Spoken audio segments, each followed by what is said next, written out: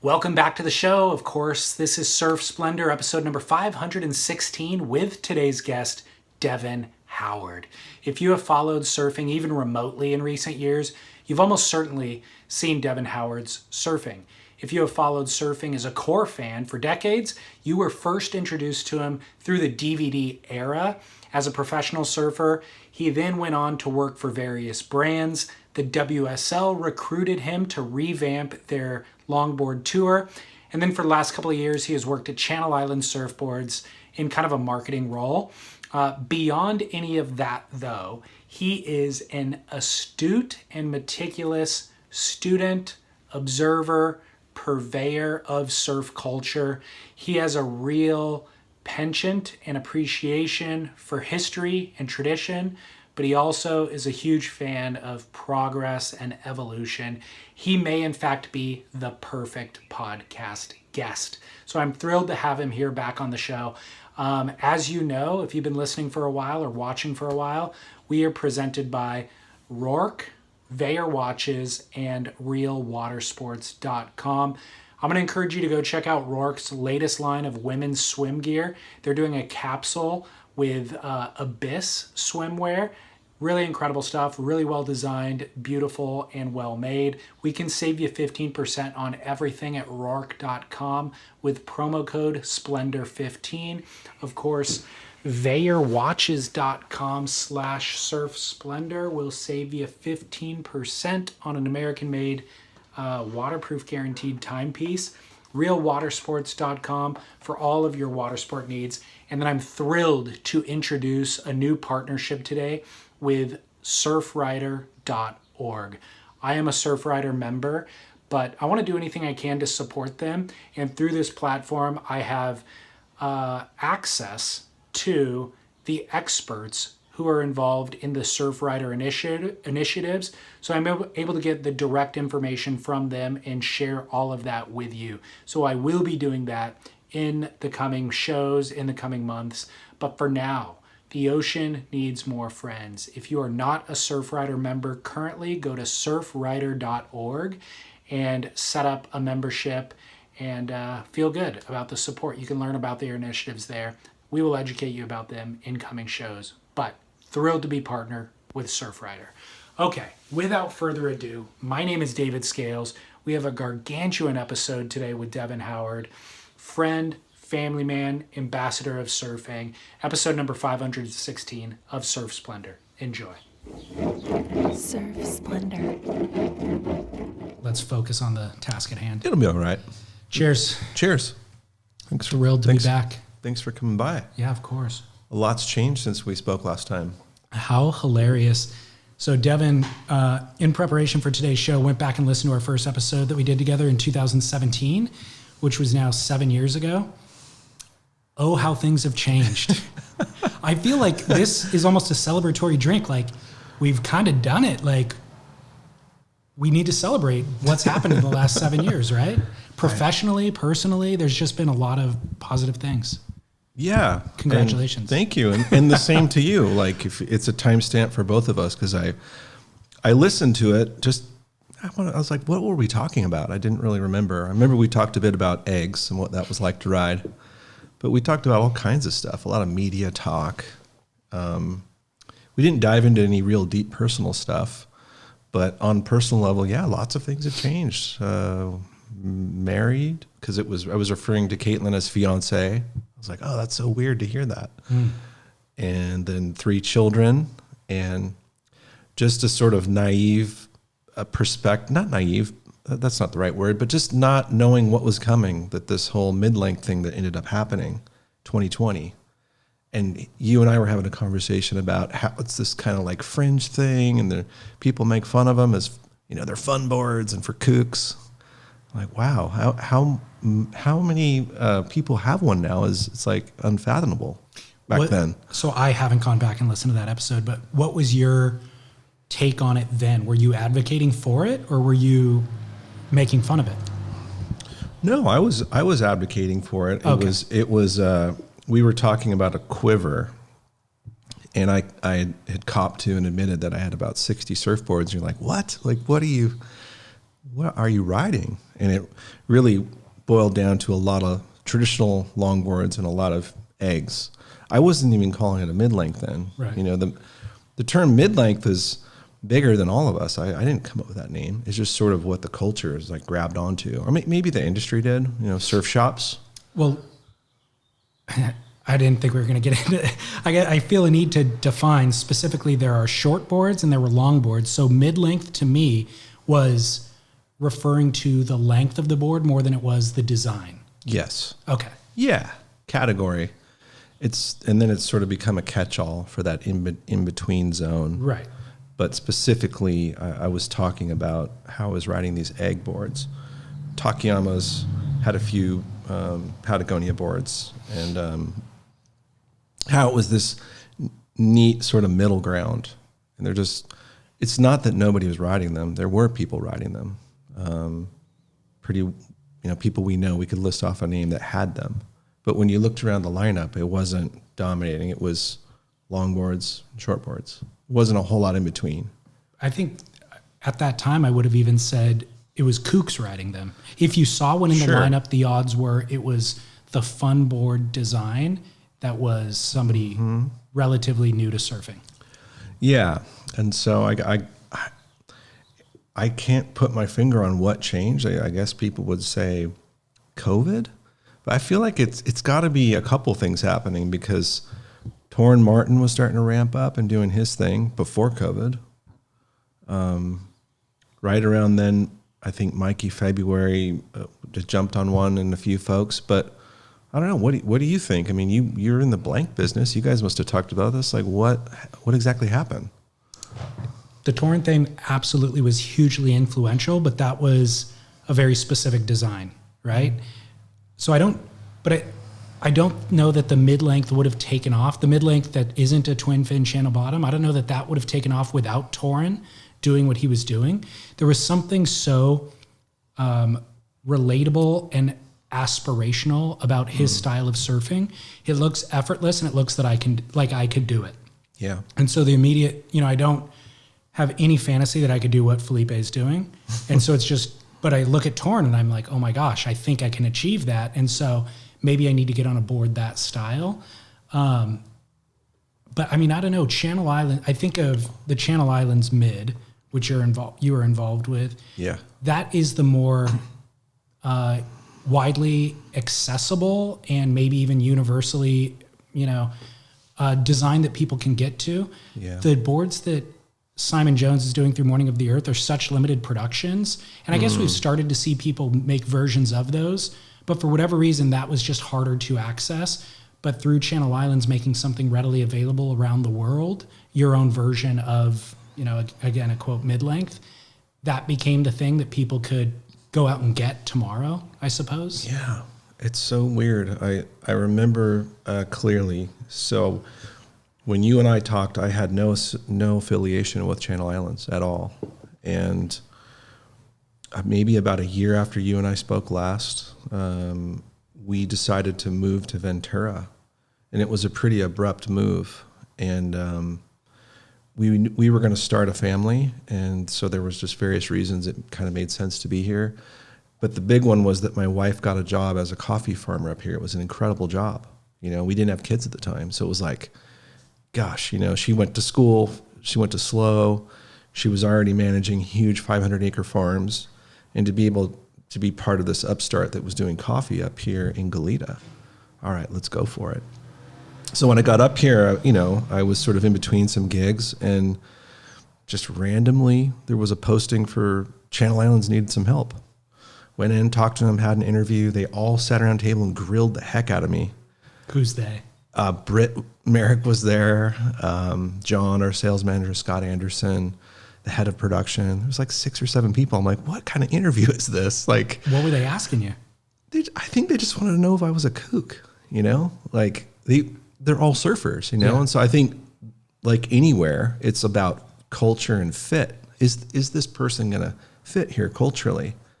I think if you go into a lot of places where culture sort of matters, it's what lubricates everything. Like people got to kind of be excited about the same stuff and going in the same direction. Yeah. But I wasn't expecting that. No one warned me. Yeah. But I was like, all right, let's do it.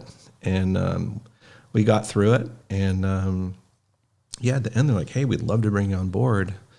I was like, oh, I don't know if I want to do like the full-time. They needed a full-time marketing guy. Why don't I just help you as a consultant, as part-time? Because at that time, I still, it was so fresh and so unexpected because I'm coming from a different world, Takayama, traditional everything. And here, this is the most high performance, the winningest competition company in history. But we hit it off. The first thing I worked on with them was the G skate. And then, I'm sorry, not the G skate. I'm totally tripping. Yeah. Rocket Wide. That's what it was called. Oh, yeah. The Rocket Wide. And, so we sort of got to know each other through that, and then they were going to put out this sort of middle ground board, and it was horrible. Like it was so ugly and gross, and I was like, guys, like I cannot you can't do this. Like it's coming from my world, like eggs, and it was this sort of mid-length design, and to no fault of their own, they were putting their best foot forward, but they just didn't have that cultural connection. So we worked on this board that became the CI Mid. It took a year and a half to develop it. I think we had like 12, 13 different versions of it, something like that. Maybe 10. We put it out in the world. And when you have a surfboard company, you try to guess, well, how many do you think we would sell? Because you have to build some and then go sell them. And all the guys are like, I don't know, maybe like 50 of them, 40 of them. Which maybe to a small board builder, that sounds like a lot of boards if you only make a few hundred boards a year max. But to a Channel Islands global brand, that's a pretty small amount of boards. And that's kind of all we made. And then we put it out just a few months before COVID. No idea what the response was going to be. I was totally backing the board. I gave him everything I had because I'm like, I'm here, let's just do this. And how fun would it be to take the things I learned from Takayama and Tyler Hatzikian and other shapers that we've spoke about in the past and apply that to what these guys know. So they took, in fact, Mike Andrews was one of the guys I worked with in the first part of it. Fantastic shaper. He still shapes for us. Does a lot of the pro boards as well as Britt. Britt does all the main pros. Mike, and we have a whole stable of shapers. Britt drives all the design and everything. But it got to a point, and we showed it to Britt, and he made a few of them, and he had his input. So we were able to take sort of the Merrick DNA and apply it, and it just tripped me out how much better the boards were. Like I had really good boards.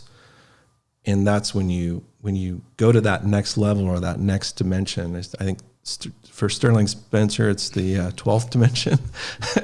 The third eye pops out. It sounds pretty silly to say that, but that's what it felt like to me, someone who's really sensitive to those changes. And Merrick, they have that, if you put a Merrick under your hand, it has that Merrick rail on the mid. And I think that's been a big part of the success was melding the best of the old with the best of the new. And so for all the reasons we don't completely understand, it went gangbusters. And it was the top selling board in many of the regions for a period of time. I don't remember the numbers, but it was like, we couldn't even come close to making enough. It was mind blowing. Can you explain what the first board looked like? The first iteration you said was ugly and it wasn't going to work. How did that look different than what the final thing looked like? The nose was fuller and the rails in the midsection were a bit straighter.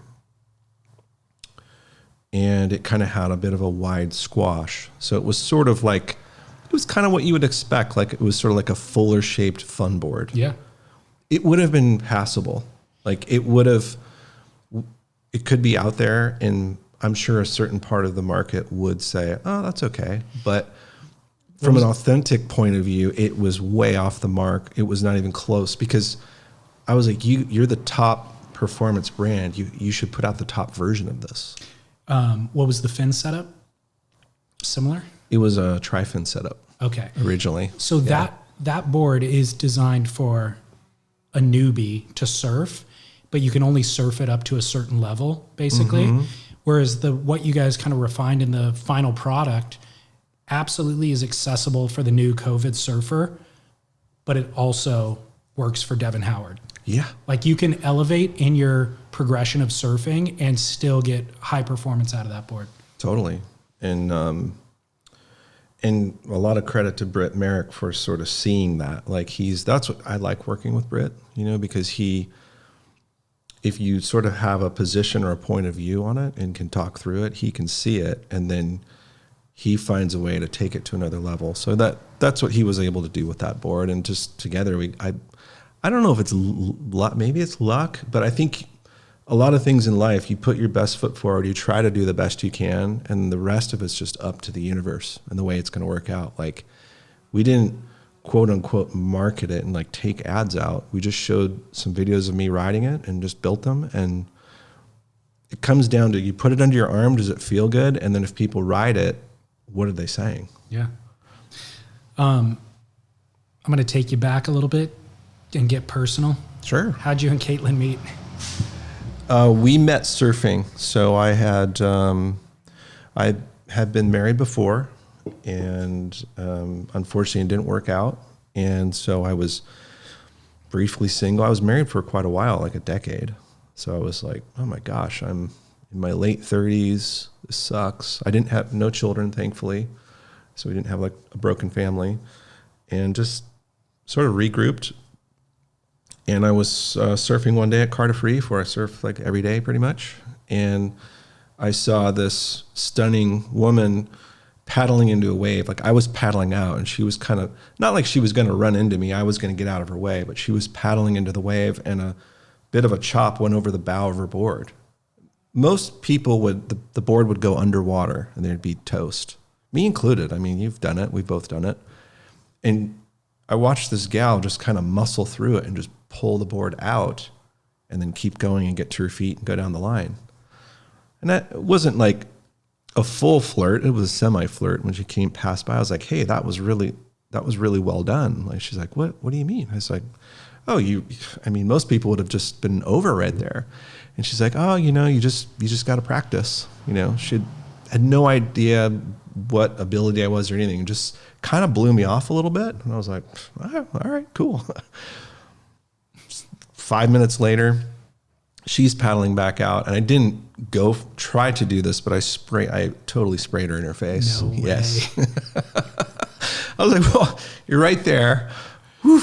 And then you could see the look and sort of her focus and attention sort of change. Like, oh, it's like, I guess he's not a kook. And we saw each other around for the next few months. And then she asked for my phone number. And then the rest is history. I mean, we were like two peas in a pod, like when you meet somebody and just inseparable. And for a year, we didn't even really call each other boyfriend, girlfriend, because we'd both just gotten out of really long. She had been with someone for a long time. And yeah, man, it was just like, it might sound exaggerated, but maybe someone can relate to it. You're down in the dumps. You've been in a relationship that wasn't ideal. I picked the wrong partner. Only can blame myself. I don't blame the person. It's not my former wife's not a bad person. We weren't right for each other. And so you're just kind of beat up after that. And then you get hopeless on love and all these sorts of things. And then basically an angel, just like, what, if I didn't believe in angels before, I do now. And finding someone that's going in the same direction as you are in life, I believe, is the most important thing. So aligning culturally or spiritually, or like to do the same activities, is really helpful. So the fact that we both loved surfing and we liked tortilla chips and beer after surfing, we were off to a great start. When you pick things like that, then there's a lot of you're going to overlap with a lot of people that like the same thing. I like having fun. Me too. Wow, that's amazing. I don't like drama. Me neither. We're made for each other. Well, I love that you can remember the exact details of the very first interactions. I think that's also very telling. How is it possible though was she new to Cardiff? Like, how had you never seen her before?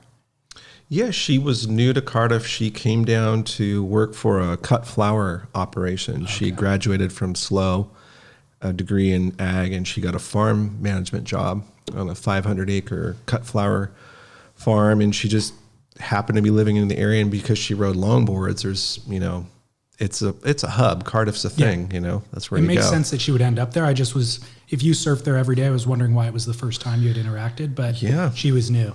Do you remember what she was riding?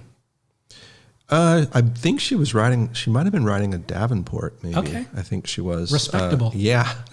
Yeah, it was like this big, heavy kind of nose rider thing. Yeah. Okay. If she had showed up, if she was riding, I don't want to throw any brands under the bus, but let's say a overseas manufacturer pop out, you might have had, this could have gone a different way entirely. I know where we're going with that. I agree. So interestingly, do you know where I was 2 weeks ago? I was on Xanadu Farm. Really? Yes. No kidding. Yes. I know exactly where that is. I know you do. Wow. So the reason why listeners won't know the connection, but it's a coffee farm that Kaytlin either consulted on or did something on. Yeah. And the owner of the farm, I was chatting with him and we're talking about people that we know and whatever, and your name came up and he goes, oh yeah, his wife was here working on the coffee farm. No way. I didn't even know California coffee was a thing until I was there. Yeah. It's still relatively new. Yeah. And it's a crew out of Goleta that had developed a geisha type of a coffee that would do well and thrive in this climate. And they've had their ups and downs. It's been pretty challenging, I think, to get it to work.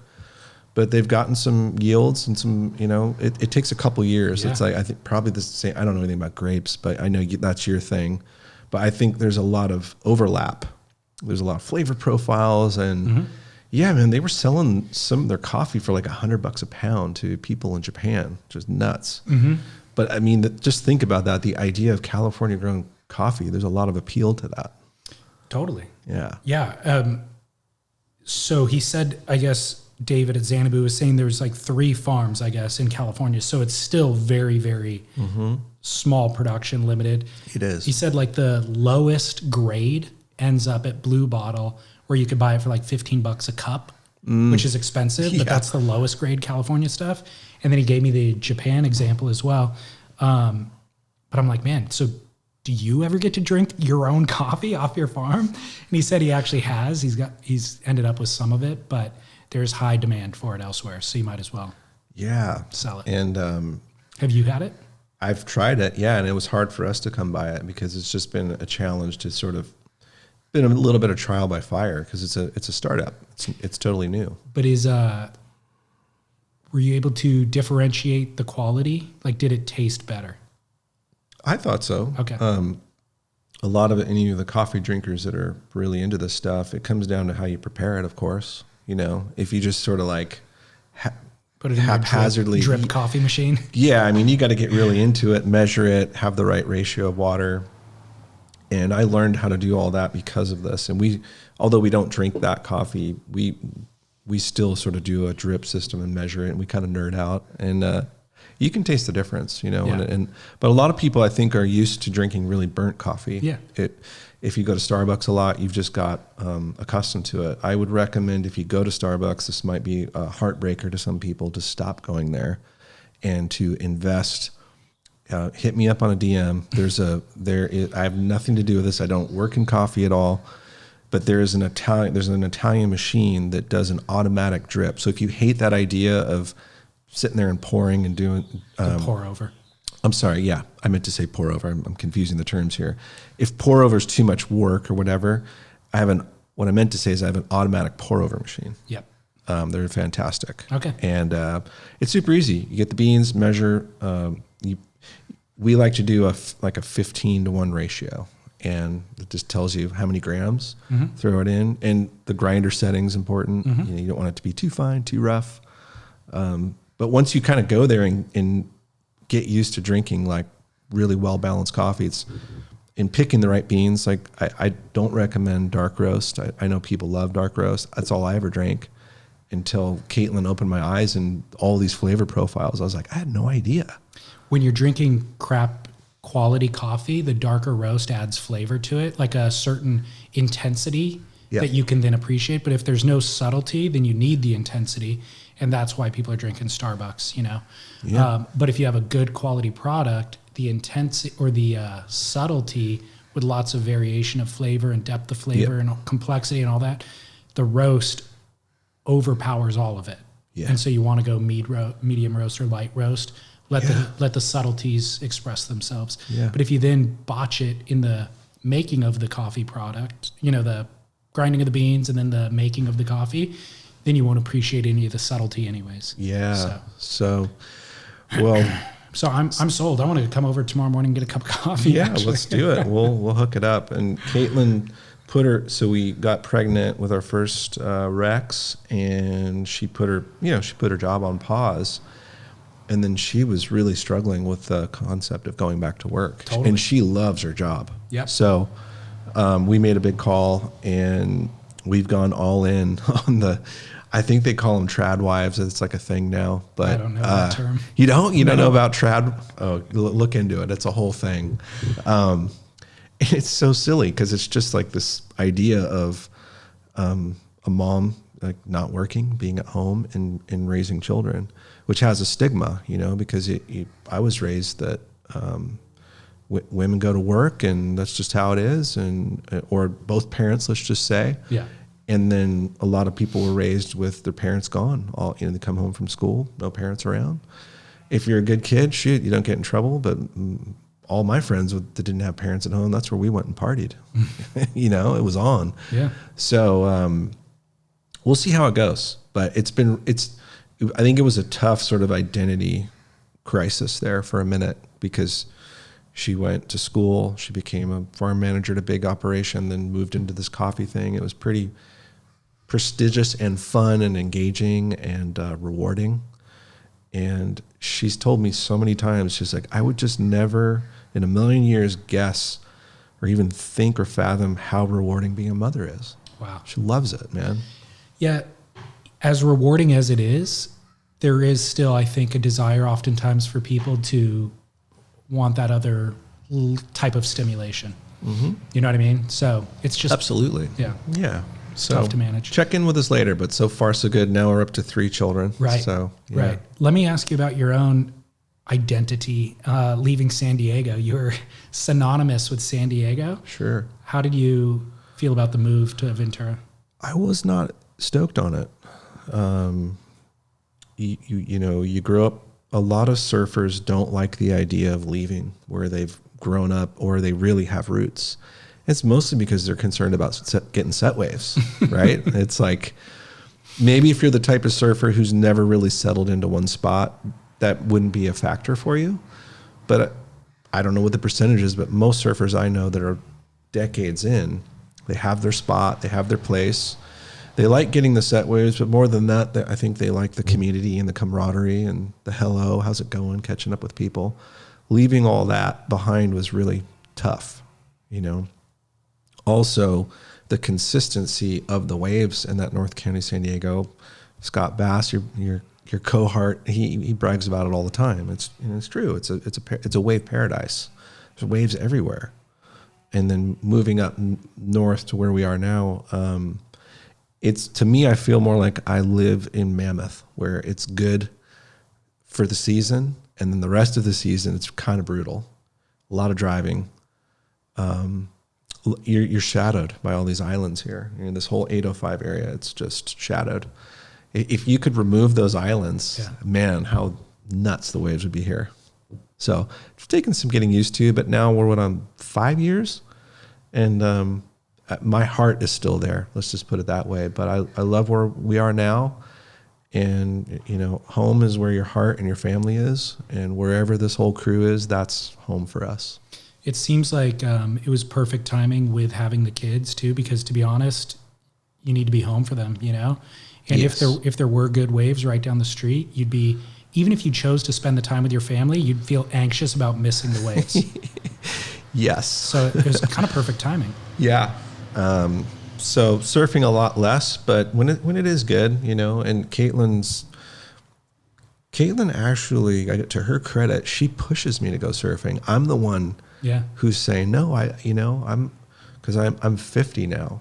And you really start to contemplate time. When you have children and you hit 50, you reflect on a lot of things. So I'm making the choices of, if I have that extra time, I want to be with these kids. It is so much fun. And I surf less, but when it's good. And I'm embracing the dad bod. I've really grown into it. Yeah, good. Has your surf proficiency gone down? I don't think so. I think I'm still hanging in there for now. The fitness part of it, my legs aren't as strong, I guess. I'm sitting around more, like holding the kids and stuff or playing. But it starts slipping for sure. I mean, there's nothing like, because I don't really like to work out. I hate exercising. I just do, If I had my druthers, I'd go surfing. If I'd surf every day, that's what I used to do. I'd go surfing every day. And that because if you are pushing yourself to surf at the highest level possible for whatever type of surfing you do, and I know mid-length surfing looks like you're not doing anything. I get it. I've seen all the spoofs that Raglan Surf Report and John Wayne Freeman and all those guys. There's some truth to that in some respects, but whenever I'm surfing, whether it's a longboard, a mid, or whatever, egg, I'm pushing myself to get the most out of the turns, and so I am getting a lot of exercise when I do go. But when you only go once or twice a week, or a few times a month, it's not surprising that I used to weigh 185, now I'm 195 to 200. Yeah, it's kind of shocking, but not. You're like, okay, there's a correlation here. Yeah, you need to get out there and do other things in the meantime, which I'm currently exploring. Okay. How did the opportunity with the WSL present itself? Oh, yeah, because that wasn't happening last time we spoke.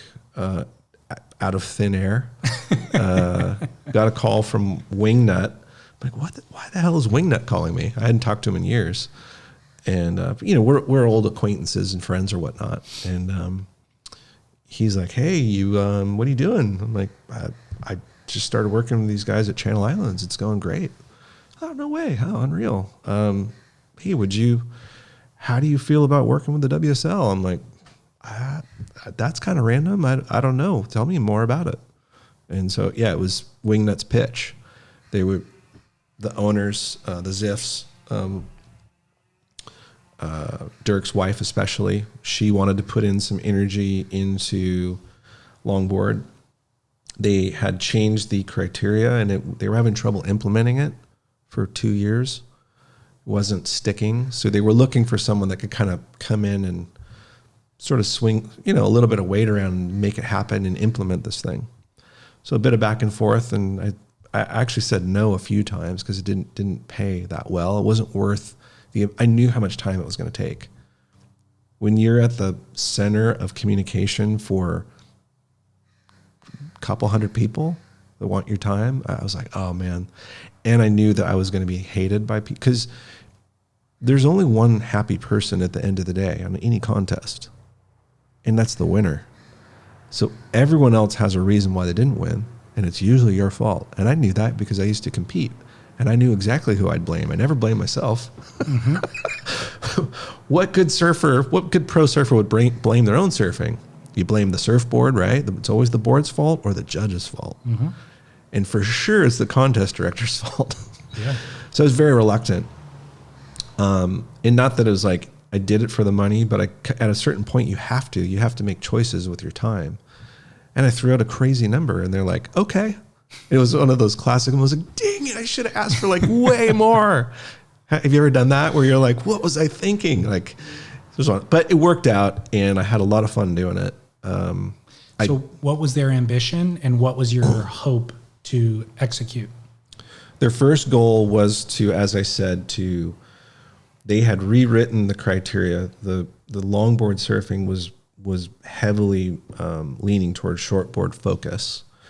When I was doing it years before that, it was the judging criteria was called 50-50. It was 50% longboarding and 50% sort of shortboard maneuvers, tail maneuvers. And then I left, and it sort of went shortboard for years. Wasn't getting any traction as a business. They weren't getting the sponsors they wanted. Nobody really seemed to be engaged with it. So I think it was under Wingnut's suggestion to the Ziffs, actually. Look, you guys should just give a chance to this traditional longboard stuff. Look how well the Duct Tapes have done. Look at what Joel's doing. Look at what Deos is doing. And that whole crew and those types of surfers, and look at the engagement they're getting, and people are really excited about that kind of surfing. Look at these young people in Waikiki that are really embracing this style of surfing. So to Wingnut's credit, he really kind of moved that down the field. Then it was like, okay, well, who's going to do it? Got a hold of me, and that was job one. And job two was like, how do we make this thing not lose money? And our budgets were extremely small. So we achieved both those goals. We got to a break-even affair, which was pretty good for the WSL. Like to not, we were able to get money from local tourism boards. We had X amount of money to work with, and we did it down to the penny. COVID got in the middle of some things, which was kind of a big hiccup. And then we got back on track, and I was, there to watch some really cool surfing and people win them, like Justin Quintal and Honolulu Blomfield. Joel Tudor even came back, Harrison Roach, a lot of people that weren't engaged. I guess off the back of my credibility and promise that I was going to do the best I could to make this, if you gave a shit about competition longboard surfing. I know Chaz loves it, and Chaz loves competition longboard surfing. So that was it. It was pretty straightforward, and I had a lot of fun doing that gig. And it got to a certain point where I didn't think I could do much more, and I sort of handed it back. We were picking up steam at Channel Islands, and I think it was time to put a bit more focus on that. So pretty happy with how it went. Do you feel like you were saying, Wingnut's pointing at Waikiki, and look at how excited these kids are about doing this thing. I feel like excited might not be the right word when it comes to what's going on there. And so do you think that okay, so you executed the goals that you set out to execute. Can it grow beyond that? It remains to be seen. They did add, I had 3 events at the time each year. They're up to 4. It's hard to say. So there's a segment of surfing that will watch that. Will the broad audience be people who don't surf? Will they ever watch it? And then a more kind of relevant question: will people who appreciate the high performance shortboarding that's going down on tour, like they love that stuff? Can you even get them to watch the longboard tour? It's hard to say, man. I feel like the numbers of the number of people engaged in competition surfing in general has been a struggle the last few years for the things that you and Bass and Chaz have talked about ad nauseum. So we don't need to really cover that. But the brand itself has had a lot of challenges, and they've lost a lot of the core people. It was our belief at the time that based off of what people were looking at, that it would be there. I think what remains to be seen is longboard surfing in competition, is it potentially a mismatch? That's kind of what I'm getting at. Yeah, and I think that's a fair thing to say. And there could be things done to make it more exciting. And I think it's the same on shortboard. It's like, can we pare this down so we can get through this quicker? Yeah. I think it's a big investment to watch something for 2 or 3 days. Because even with longboard surfing, it's a couple days of surfing. It's sort of a lot to sit through. And it's not a high action thing. It's more of a performance art, and exactly. So there's got to be a way to showcase it that can still be competitive, but it isn't this structured format that currently exists. The more I just am around surfing, decades in at this point, the more time I spend doing it, the less I think that competitive surfing even has a place, full stop. Like, kind of what I enjoy about surfing most, the essence of surfing is opposite of putting on a jersey and trying to beat somebody else or figure out even who is the better one of the two. Yeah. And so shortboarding, longboarding, any of it, but longboarding, that's even more true for me. You know what I mean? So I'm just kind of less and less interested in the competitive side of it, the more that I'm into surfing, I suppose. Yeah, I think it's understandable. I don't know what the answer is other than maybe there's a condensed format, something that I think Joel Tudor's thing got close to it. Yeah, they had like 16 and 16 surfers, which is already cutting the field way down. So you sort of get through it in a day, which I think is a reasonable amount of time to invest. There was a lot of fun in the event. A lot of culture, fun, music, little skate stuff off the side. Irreverence, it wasn't so serious. Yeah, and I think that is the appeal. I think you're onto something there. It is the less serious side of surfing, and it is more. There's other standalone. There are other standalone events like the Mexi Log Fest that embrace that, and they don't need the tour for that. Yeah. Israel, who does that, he just runs his own event, and he gets all the good surfers to show up, and doesn't even need the tour. Totally. I think. I put a lot of work into it, so of course I want it to do well. But it's sort of up to the surfers in the WSL now at this point. Like they figured out the surfing part, so now they've got a nice sort of lane where the surfing is enjoyable to watch. If they're going to be able to pull in other people, I think it's going to be dependent upon the whole ecosystem they have. Are they getting people to come in the first place for shortboard? I'd love to see how many people are tuned into Tahiti right now. If they can get sort of keep the fun going like they did with the Snapper Rocks thing, which was only a CS event. That was the most interesting thing I've watched in a while. It's like, man, okay, now like do more of that stuff, and I think the longboard people could take a page out of that book, bring in some of the fun, maybe a specialty thing that's less serious, 30 minutes of like the craziest nose rides you can get, just like something that would put people like on the edge of their seat, like, whoa, you don't usually see that kind of surfing going on. So, yeah, I think another thing that I like about it is us all having this like epicenter of something that's happening for the culture that we can all engage in for a moment, a day or whatever it is, and then get together and talk about it after the fact. Yeah. For us to all be engaged in one singular thing, and then tonight at dinner be like, man, did you see that heat that went down? Like that's the fun part about it, having a centralized thing.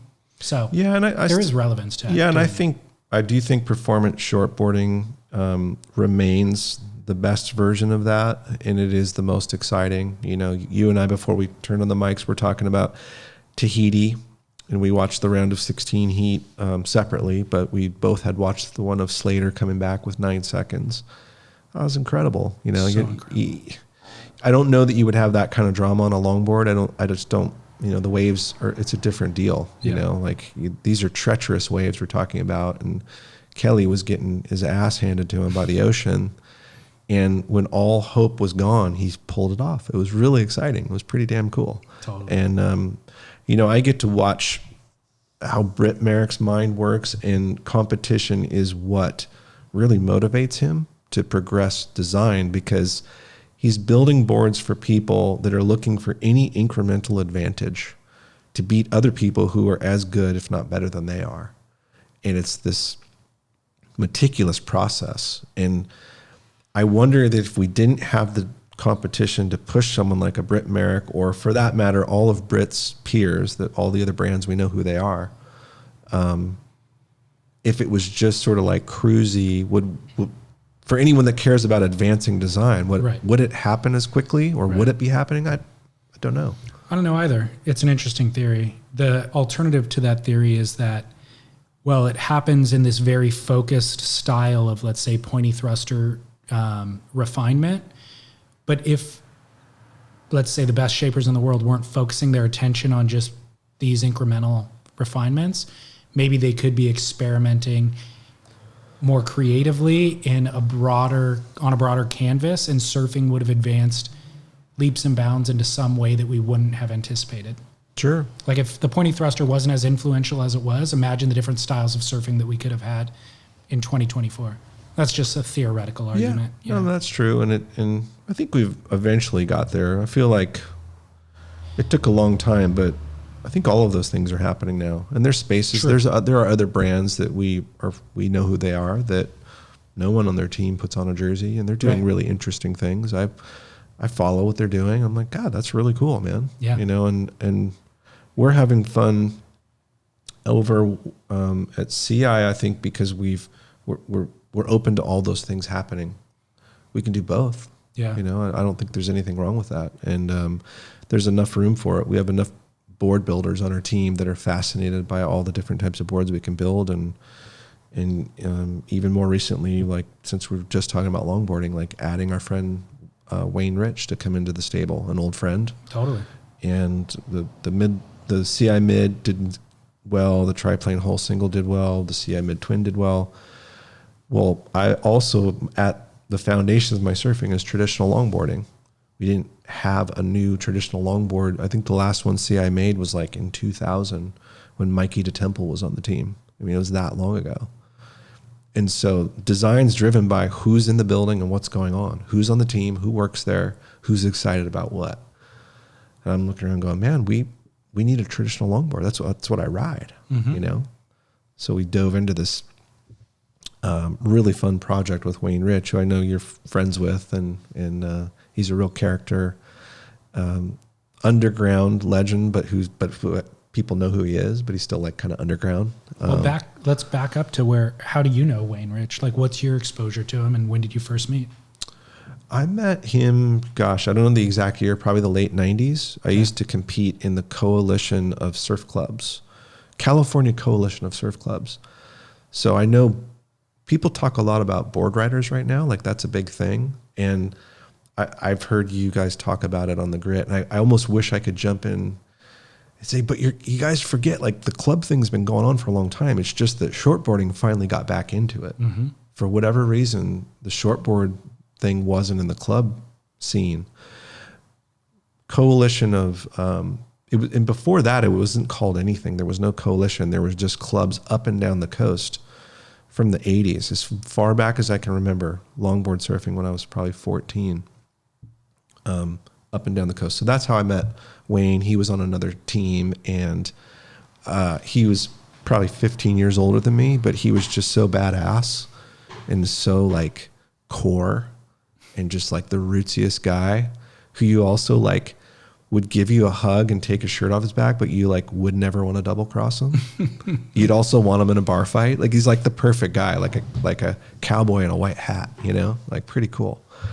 And just loved the way he surfed. So we had a connection. He really respected board builders from San Diego. He had a real thing for like the Ropers and Fry and Takayama. And Wayne has this extended family like nobody I know, man. Like up and down the coast, he's made inroads with every core scene. I was like, that's the kind of guy I want to be around. And so on and off, And when I was still in San Diego, I had ordered a board for my wife, for Kaytlin, by him. And he's notorious for taking forever to get a board from. It's just he's just that the best, in demand. Yeah, the best always are. Yeah, I mean, it take years, and I wanted to get one, but then I was like, okay, well, I'm gonna get one for Kaytlin. But he kicked out of nowhere. He kicked that one into high gear, and I got it like within 2 months. Couldn't believe it. We stayed in touch, and I knew him. He built boards for Joel Tudor and other for Jimmy Gamboa, and all the hot surfers were always getting Waynes. I rode Takayamas forever, so it was never really, I guess, appropriate for me to get boards because I was so loyal to the Takayama team. And unfortunately, as most of us know, Donald passed away about a decade ago. It was freaking out of nowhere, super shocking.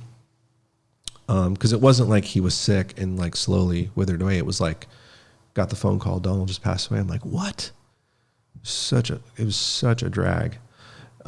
Devastating, really, to a lot of people. And I was like, God, what am I going to do? And I started riding other boards. And you and I talked about this a little bit last time we spoke in 2017. And eventually Wayne kind of made it into the queue to like get a board with. And we've had some fun. We had a project that we set out. It was like, okay, here is the Australian style longboard that we've talked about ad nauseum. I'm in love with this film, Hot Generation, and the surfing going on in 1966 with the wide point back, the pulled in nose, the very best surfing of Nat Young and Midget Farley. Like that stuff is just really inspiring to me. That's what I'm most excited about. Let's make a better version of that. That was our project. Let's have one that turns better, is faster and spicier, and can really push through the pocket and not fail you. A lot of traditional longboards, because the nature of them is they have an upturned rail. The rail's turned up in the back for nose riding, obviously. And the problem with that design is when you go to turn it, it's like you either feel like you're hitting the e-brake or doing a wheelie. Mm-hmm. And so it's a total fail and a bog of the design. However, all of us that ride those boards have learned to embrace that as just sort of like a feature. Yeah. It's like, I'm going to embrace this because on the opposite side end of that is the advantage of nose riding. If I have a tucked edge back there, it's really difficult to nose ride. Now you can do things with your fin and rocker and all kinds of stuff to offset that. But typically what happens is you get release off the tail. The fin will drop out when you're really in a critical part of the wave. So some people are experimenting with a little bit of edge back there. Wayne and I gave ourselves the challenge of let's make a better traditional longboard along the lines of what we just described, but has no edge on it. Mm. And Wayne is really into the foil and design of rail. He's really meticulous. And he's like, hey, I tried this kind of rail design I've been playing with. Joel's had one or two. He liked them, but he kind of moved away from it. But I've got kind of a more extreme version that I've been dreaming of. He game to try it. Sure, let's do it. And the first one out of the gate, I was like, whoa, this is crazy. The turning and the speed out of the pocket and the control I have in the grip was nutty. But it just was nose riding okay. Like I had to be really delicate with the nose ride. So from there, our project turned to, we've got this engine that's insane, that is doing those things we want. How do we make it nose ride better? So it was it took a few years just because Wayne's busy. I can't just get, it was like, okay, let's do a refinement. 3-4 months later, another board. Okay, learn something from that. 4 or 5 months later, another board. So eventually 3 years have passed. And we finally get to a point where we're almost there. And I was like, Wayne, let's just make 3 boards at once. Take them down to the beach. We know what we're trying to do. We just have to pick one that nose rides the best. We did. It was bitching. He met me here at the house. We put the 3 boards on top, all brand new. Went down to the beach. We're there all day and rode all 3, took notes. He was looking at the fins, having conversations about it. And we both, without even having to say it, we both looked at the board like, that's the board. Mm-hmm. I'm getting goosebumps talking about it. It was so bitchin'. It was such a special day and process to work with someone as talented as he is and as thoughtful as he is and passionate and real.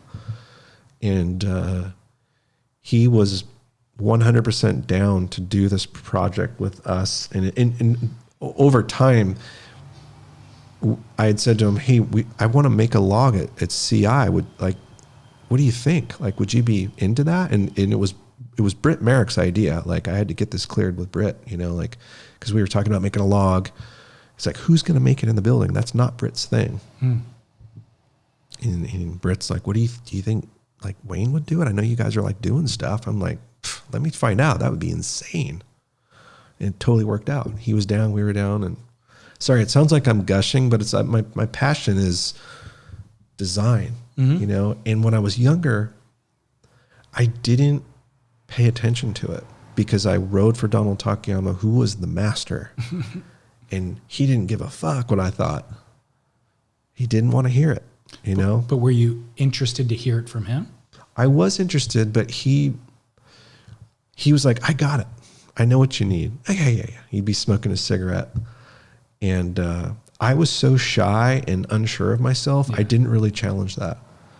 you learn a lot of things as you get older. And I was a very shy young man and very respectful. And I didn't want to disrespect what he wanted to make me. If I could do anything differently, I would have spoke up and maybe would have progressed my surfing quicker. I think by not speaking up about the boards I was riding, I think it was holding me back. And I'm not blaming Donald. I blame I blame myself. Yeah. And so that is what's been so exciting about this. All the things that have changed since you and I talked was being highly engaged on a day-to-day basis. How can we make this thing better? And never saying it's good enough. That is like the last thing I want to hear. I don't ever want to say it's good enough. I want to say that is amazing. That's the best one I've ridden. We're done. Yeah. And that's how we turn the page. Just curious, when you listen back to that episode from 7 years ago, I would imagine at that time you felt like you had it all figured out in certain ways. You know what I mean? Did. I thought. And you've changed so much in that period of time that it's like funny to think that wherever you're at now, you feel like I've learned so much. I've come such a far way. Like I am so much smarter now. I remember hearing somebody had interviewed Norman Lear. It was like a famous television writer, right? Right. He was 85 years old when they interviewed him. Sharp as a tack still. Yeah. And what he said in that interview was, I wish I knew at 80 what I know now. And I just thought, wow, that never goes away, I guess. Like for all of the sophistication and learning that he had done at the age of 80, it seemed adolescent by the time he had turned 85. Yeah. You know what I mean? Yeah. So that's kind of a fascinating thing about. I think in another 10 years, I'll feel the same way. Listen back to this and be like, what an idiot. Yeah. And I never was like arrogant enough to think I had it figured out, but I thought the last time we talked, I was sort of like heading in a good direction. I found Kaytlin and I just felt like things were taking a turn in a really good direction. So my experience with that, and again, I'll probably think differently about it down the road as well, but my experience with that has been in younger life, the anxieties, maybe they're not anxieties, but the things that you haven't checked off the box yet, whether it's getting married and having a kid, all of those things loom. And now I've checked those boxes and those anxieties go to rest. And I can actually, it frees up so much more of my energy and time and attention to do things well. Like I'm better at work now. You know, I'm better at engaging in this conversation now because I just don't have to worry about that stuff. Back in the day, it was like, well, I'm still dating and I still got to figure all this stuff out. And even if I wasn't actively thinking about it, it was just part of my capacity of what my brain was processing on any given day. And so once you kind of just feel great about the partner and feel great about the kids and that, it's just breathe a little bit. Yeah. Yeah. And then my brain is like, okay, well, I have lots of energy and I can put it into this work project or whatever it happens to be. One other, just another quick thought that I had. And the only reason I listened to it was I was like, what did we talk about? You know, when I was done listening to it, I texted you. I said, man, I'm so happy we recorded that. I know. Yeah. It was like a timestamp.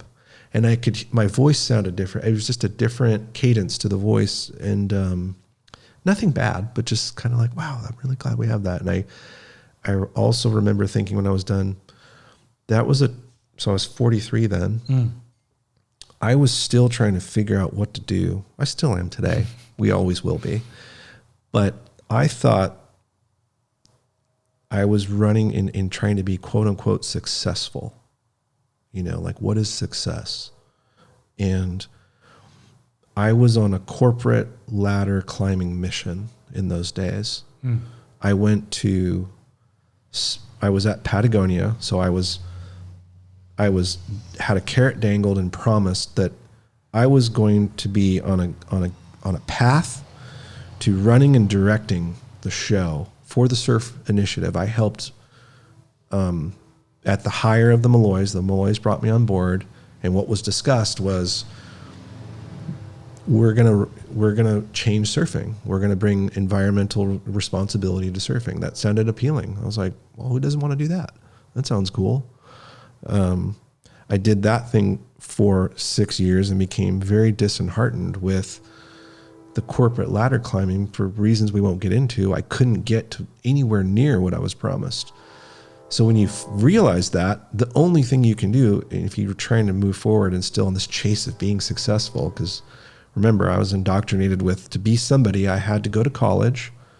My dad, who was a carpenter, totally dissuaded me from carpentry and building. I really wish he would have. Now that we know what we know, now that all the carpenters are making like $150 an hour, thanks, Dad. Instead I was chasing this, like, I need to send emails to I need to sit in an office. I need to be in endless fucking meetings, wasting my life away. So I thought that's what I was like. I couldn't think any other way to be successful because that's just what I'd been ingrained with, And when we did that interview, I was consulting for a company called Black Diamond, and I was commuting there every week. I remember that. Yeah, it was like Seattle, right? It was Salt Lake City. It was a job that Chris Burkhardt, the photographer, had got me. Yeah. His friend of his was running the company. And man, it burned me out to no end. And I was a global VP of marketing for this huge hundreds of millions of dollar company. And in between that and Patagonia, I was doing that same stuff for Spy. I had learned how to save a company from going bankrupt. I learned all the way to do a turnaround. I was learning and being mentored to like how to become a GM, a president, and run a company. And I was like, okay, yeah, man, I'll be able to make a few $100,000. I'm going to be somebody. And the best part is it won't have anything to do with surfing. I was actually trying to get away from surfing. I'd been in surf media. I got fried on the Patagonia thing. So I wanted to go as far away from surfing as I could. So Spy was good because it was like moto and snowboard. It was still action sports. And then Black Diamond was like, wow, now we're really off and running away from this. And what I learned and realized was, no, man, surfing's where I need to be. It was weird. I was like trying to get away from it because where I grew up in Windansea, you weren't supposed to be sponsored. You weren't supposed to have a sticker in your car. You're a fucking kook. No look at me, no videos or photos or any of this kind of me stuff. So I was always battling with that.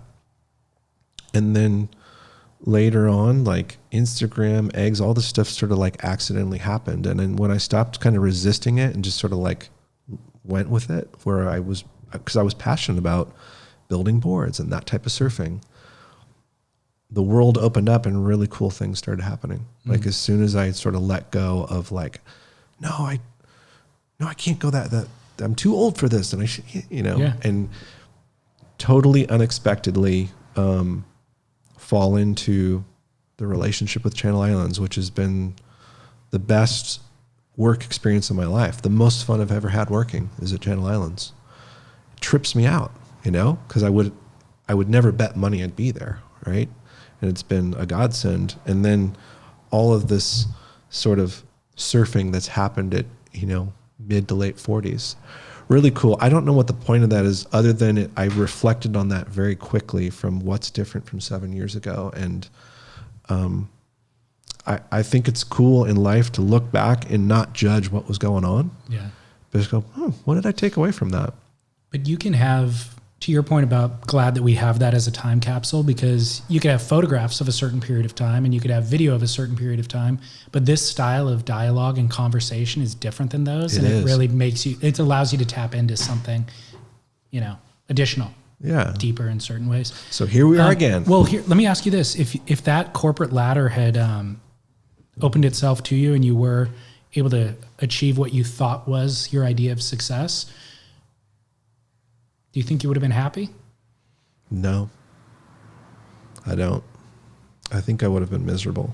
The thing that bums me out about that, and people do unlock it, is that you have to keep spinning those plates. Yes. If you achieve that level of success and you, let's say, make the $400K a year, you buy a big house, and your wife and your kids have a certain lifestyle and a custom, of living that you can then decide that you want to change, but you're responsible for too many other people at that point. Yeah. That you may not have the opportunity, may not be feasible for you to say goodbye to it. Yeah. You'd see your family a lot less. I think those types of jobs, you're responsible for a lot of people. If you want, it depends on the culture of the company. You know, a lot of the newer age companies are, I think, changing those perceptions of, and that drives some people crazy, you know, having all the ping pong tables and whatever. But no, I'm glad it went the way it did. And when, it's so cheesy to say, follow your passion. But I mean, if you can, and if you're miserable, if you're in a position to do it, I think take responsibility and just change it.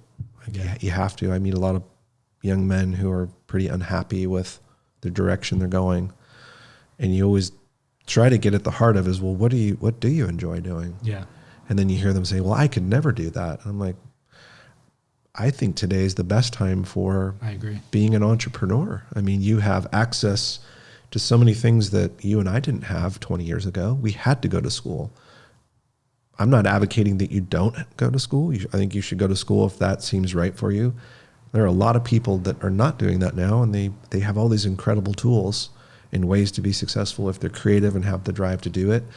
And that becomes, I think that is their passion. They're able to be successful because they're like, you know what? I want to start this service or this business. Yeah.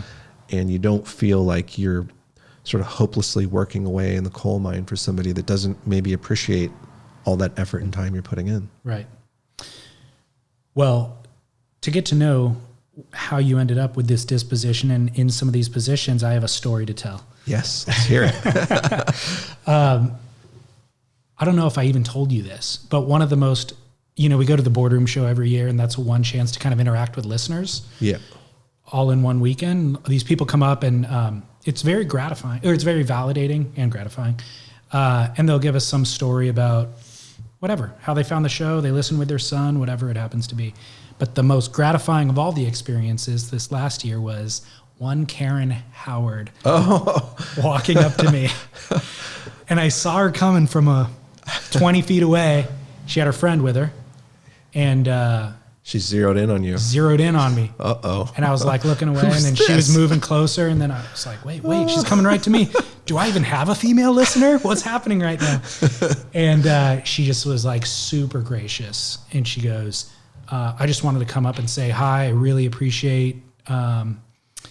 She had listened to conversations that you and I had, maybe also the ones with Chaz, because she was referenced like more. Probably the grit. Yeah, I think maybe that's what she was referencing actually.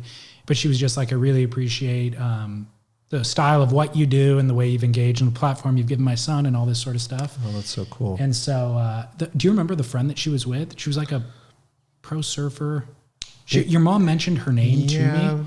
And her name I was like, I do know that name. I think she owned, she and her husband owned, maybe was it Warm Winds Surf Shop, or it was a Rhode Island surf shop. Yeah. West Winds, Warm Winds? Yeah. Is it Linda something? It is Linda something. Linda. Oh, so darn it. I'm blowing it right now. But at any rate, she was, I had a wonderful conversation with her. And I think either shortly thereafter, it might've been before, I actually asked you about having her on as a guest. Yeah. I was like, she would be a phenomenal guest. Oh, yeah. And then you pitched the idea to her and she shot it down. Oh, I think that's the way that happened. She's been dealing with some health stuff, but maybe we should try it again. She's full of stories, man. I know. Like, I haven't done this, but we need to. I wish we lost my dad 2 years ago. I wished I'd done it with my dad. Anybody that has this thought, get your parents on film and record their stories. Like you hear them at dinner and stuff, you hear them, you've heard some of them, you've heard 7 times, but record them. I really should do that with my mom. She's got great stories. Even if we don't publish it publicly, you should do it with your mom. Yeah. And in addition to what you're saying, I think we're around our parents and maybe we hear their stories, but I don't know how many people actually ask them about their lives. You know what I mean? Like, I don't know anything about my dad, like the way that I would approach an interview with you, I've never done with my dad. I don't know about his dating life. You know what I mean? Like when he was a teenager. Yeah. Like I know he met my mom at some point and I've heard that story, but what was it like prior to that, or what was it like? Just there's a lot of things that I ask about people when I'm trying to get to know them that I've never asked about my dad.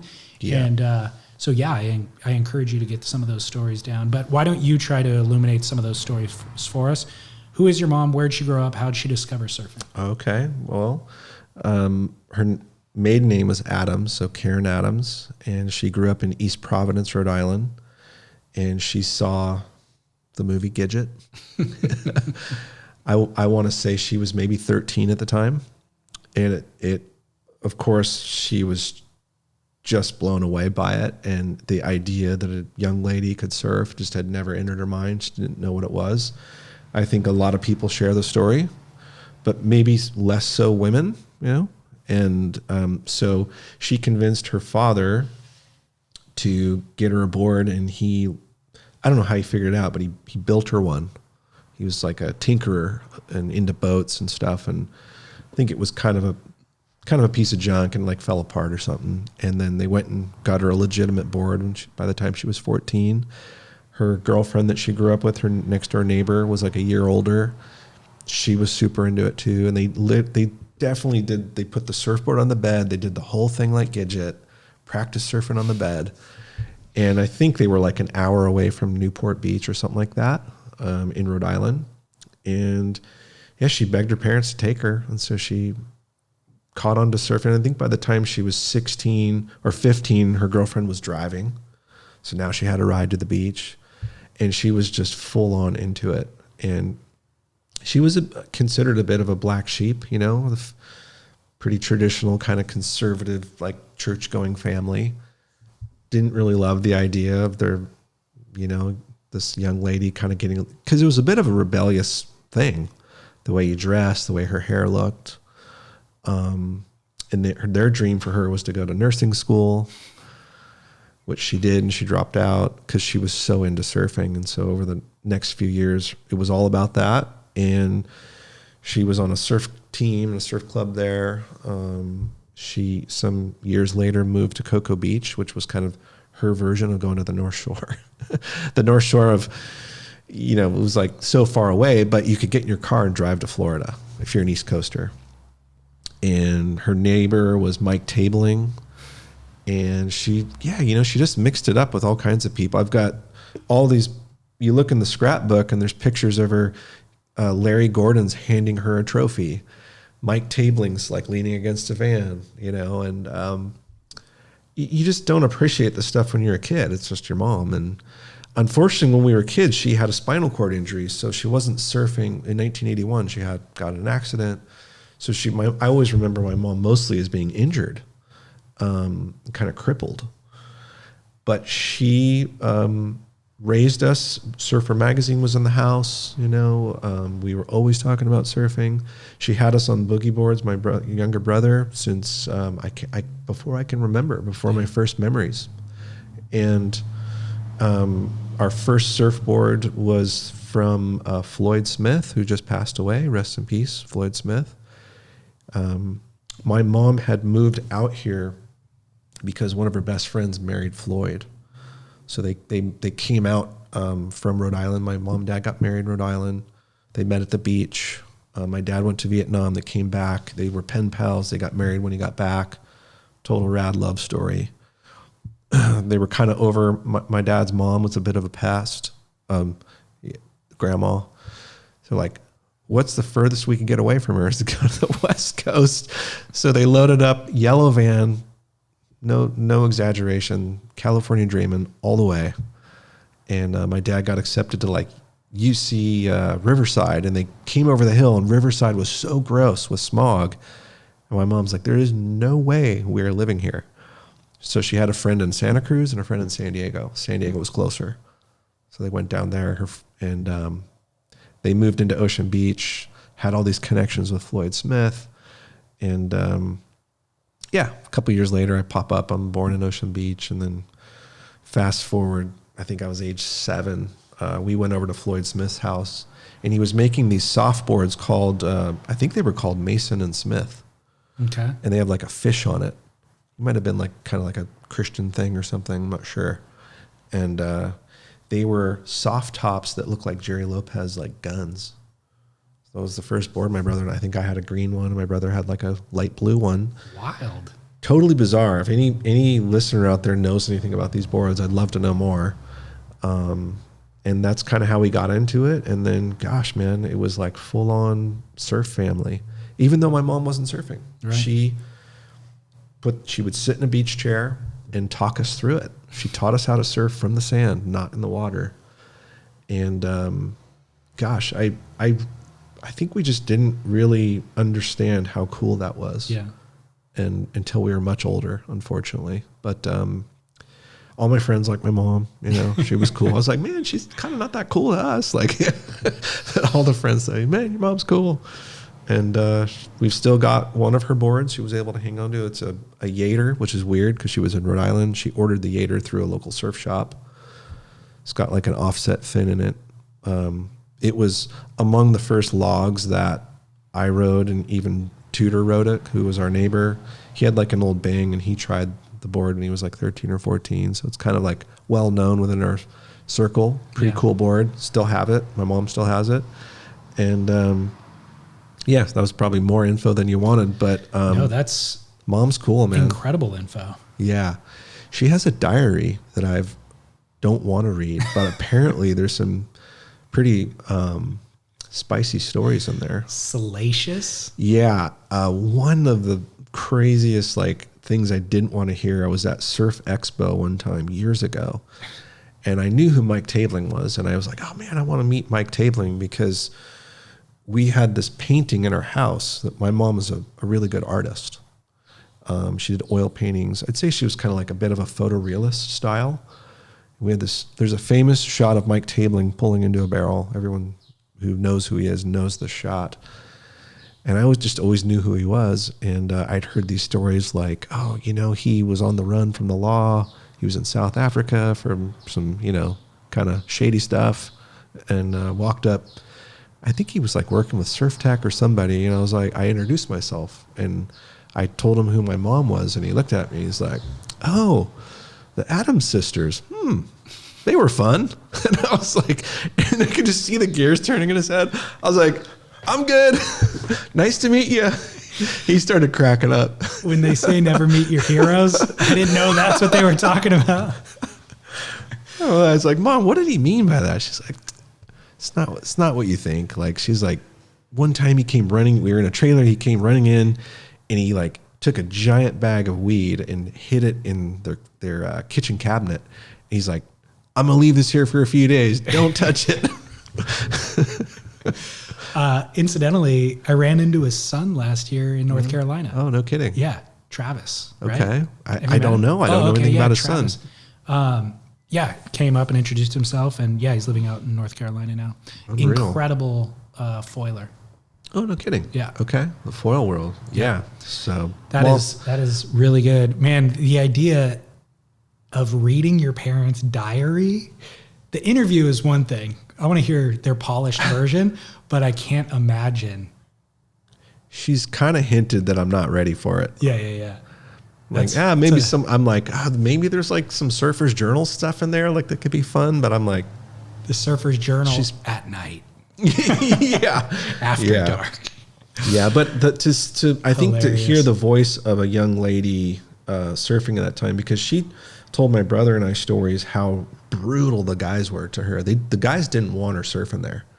You know, I mean, I think it's kind of hard to fathom that type of thinking right now, but I can fathom. They were like, get out of here. Like, don't you have a basket weaving class to be at or something?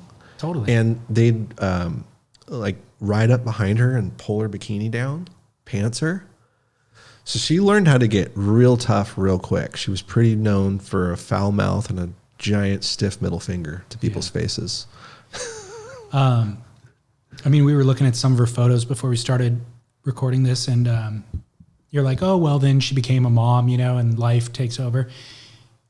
There was no option for a professional female surfer. There was hardly options for a professional male surfer to make a living. Sure. And so for her to love it as much as she did as a young teenager or whatever it was, like, you can't extend much past that if you want to exist in the world and have a family and or even just get a job. Like, Sure. there was just no way to maintain the lifestyle that surfing requires. Yeah, she had 2 young boys, close in age. It's a handful. And yeah, but she's still, I've heard you and maybe Chaz and maybe Bass talk about what defines if you're still a surfer.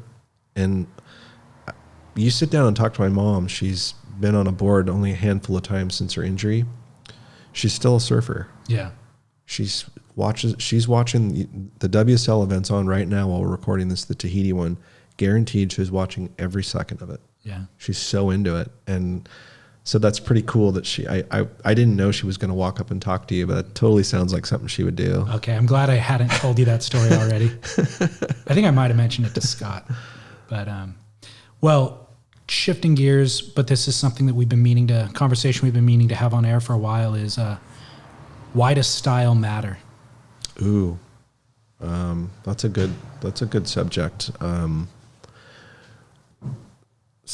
Style, we know in the 60s and 70s was sort of how one measured another's sort of ability. It was the sort of the defining metric. When you looked at someone, style was at the top. In a lot of ways, like a skateboarding's kind of still like that. There's some things where style still matters.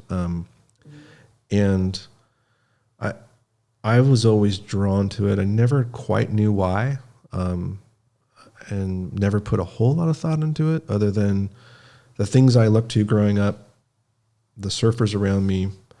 It just made sense when I looked at them and they did things where their arms weren't flailing and they just had nice form. It's like, there's something spot on about that. Didn't know why. I've been thinking about it more lately. I think it's fair to say the brand of surfing I'm into is attached to that. I don't think anyone would ever accuse me of being radical. And I came across just a brief essay in the Surfer's Journal that my good friend Scott Hewlett wrote, and who, by the way, just put out a book, plug in his book. I'm recording a podcast with him next week. Oh, are you? So our listeners will be hip to it shortly. I can't wait to hear that. Scott is incredible. He's a good friend. He's a mentor. He said he's doing his Kegels in preparation. Oh, good. That's how he signed off our last email exchange. Oh my God. I didn't even reply to it. Oh, that's so good. That's going to be fire. If he brings I hope he brings the gnar, because when he's loose on his own, it just goes there. It's so good. They don't make a whole lot of people like that anymore. So he says in this essay, he's written about style a lot, and he's got a sharp mind, and he illustrated this sort of like how beauty has been important to mankind for basically for forever, for as far back as we could articulate it. It was best expressed through sculpture. So if you've ever been to any museum antiquity, there's lots of busts and full sculptures of the human form. He noted, I can't remember the name of the artist, but it was someone like 500 BC, a Greek artist. And that the measure of good art was the beauty and the expression of the human form that was coming through the posture. And if you look at the posture and the body and the expression, the form of all of these sculptures, and then think about putting a surfboard underneath it. And I went and looked, I Googled them after reading this thing, and I went, no way. That's Jerry Lopez. That's Rob Machado. That's Torren Martin. Oh my gosh. What? Why is that?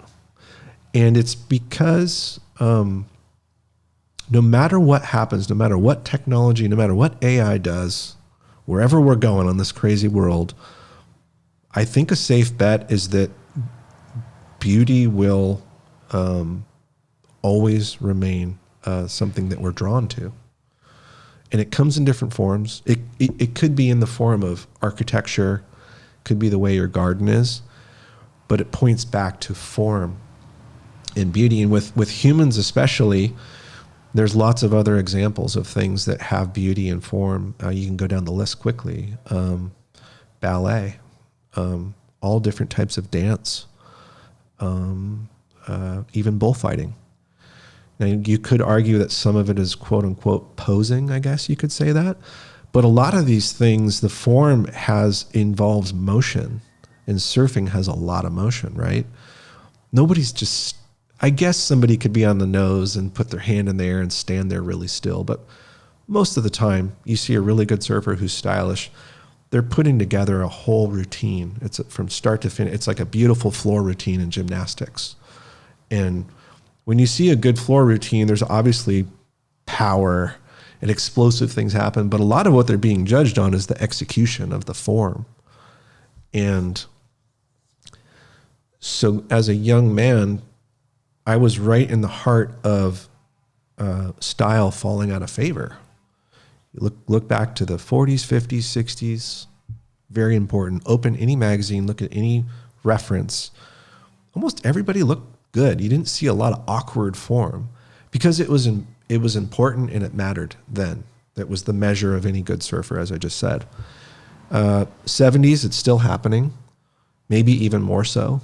The Jerry Lopez effect, big time, right? Wayne Lynch and all the other characters.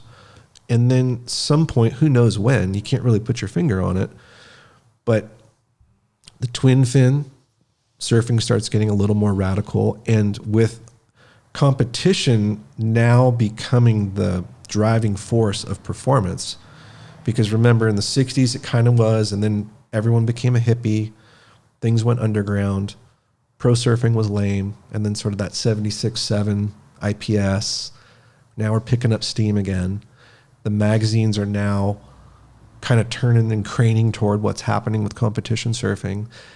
Lightning Bolt and OP, and now there's companies that are putting money into it, and they're the ones advertising. Now there's this like, hey, this is state of the art. Competition surfing is really defining where we're going, and we don't have time to get into this, but for different reasons, what's being rewarded in competition is a lot of maneuvers scrunched into the ride, shredding as much as you can.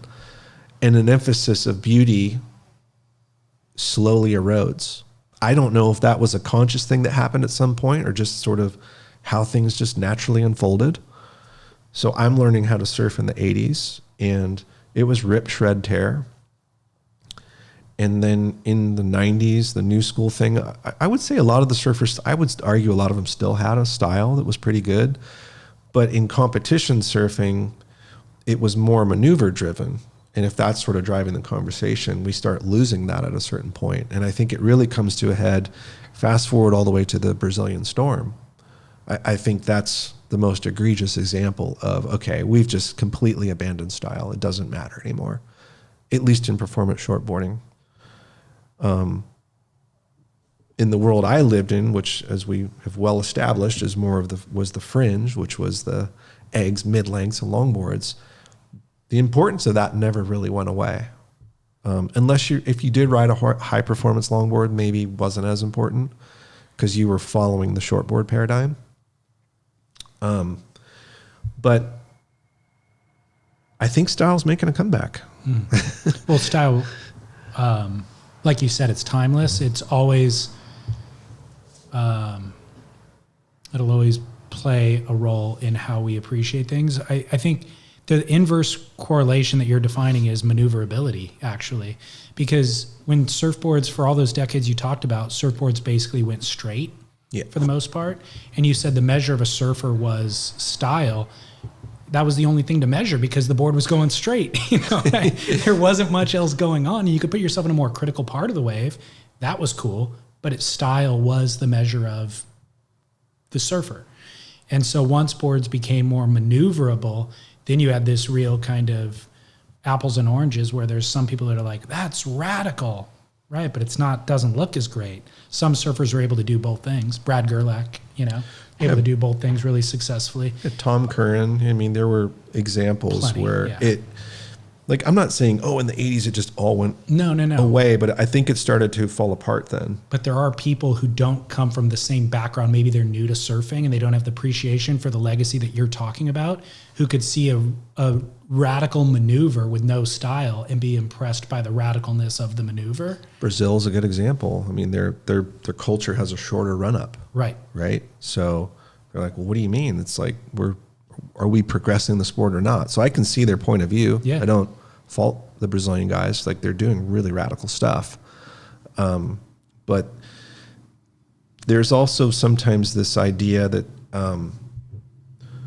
I don't know if frustrating is the right word, but I think a little bit of a misunderstanding is that stylish surfing is easier to do always. Like, oh, it's like Joel Parkinson, he used to get criticized that didn't really look like he was trying that hard, but if you go back and look closely at the turns he's doing, those are radical turns.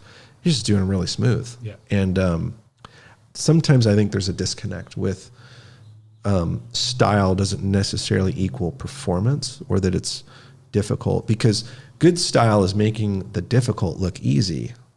So if you're, not that everything needs to have a competition lens on it, but it kind of, it always invariably kind of goes back to there. That's where the bar of things are often measured. I think by making things look easy, you actually make it difficult for yourself to be a very successful competitive surfer. And we could go into lots of examples about that, but I was sitting at the final 5 this last time around and watching Ethan Ewing. We had our guy in there, Joao Chianca, and he got one on Jack Robinson. Then he went to the next one. And I think that's when he came up against Ethan, I think. And the oohs and ahs on the beach of what he was doing was just blowing people's minds, right? But what I liked what he's doing is he's bringing these critical, radical turns, but he's making it look nice. He's like just a more radical version of what Joel Parker, like, he brought just enough radicalness to it to where, okay, the style isn't eroding your ability to be, getting those big scores or being deemed as the best. And then the surfing I do would easily be said as, okay, it's way easier what I'm doing, for sure. Like, it's not difficult, I guess. But I always thought pushing a long rail through, like taking a 7.2 mid-style board, drawing deep into the bottom and pushing all of that through, I think it's actually pretty hard to do. And